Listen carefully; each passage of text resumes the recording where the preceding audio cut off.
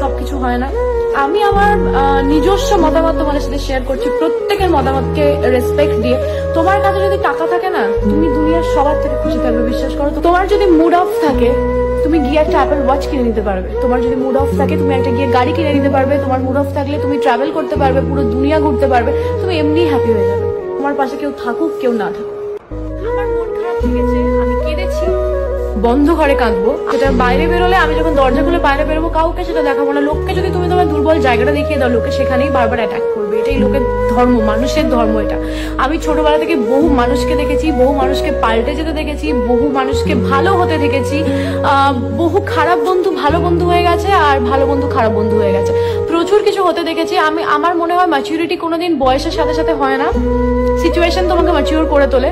তো আমার লাইফ থেকে আমি প্রচুর কিছু শিখেছি। অন্য কারোর থেকে ইন্সপায়ার যতটা না হয়েছি, নিজের থেকে অনেক বেশি হয়েছি। নিজের সাথে এত খারাপ খারাপ ঘটনা ঘটেছে, তার জন্য আমিই দায়ী। মানে অবশ্যই নিজেকে দায়ী করবো, কারণ আমি মানুষকে সেই জায়গাটা দিয়েছি। চারটে মানুষ তোমার পাশে বসে থাকলো কি থাকলো না, সেটা অবশ্যই ম্যাটার করে, বা আমি জানি না, আমার ক্ষেত্রে এতটা ম্যাটার করে না। বাট অনেকে হয় না, মানুষ ছাড়া থাকতে পারো না, কারোর একটা সঙ্গ প্রয়োজন। বন্ধু বান্ধব সবার প্রয়োজন, কিন্তু আমার মনে হয় মানি ম্যাটার।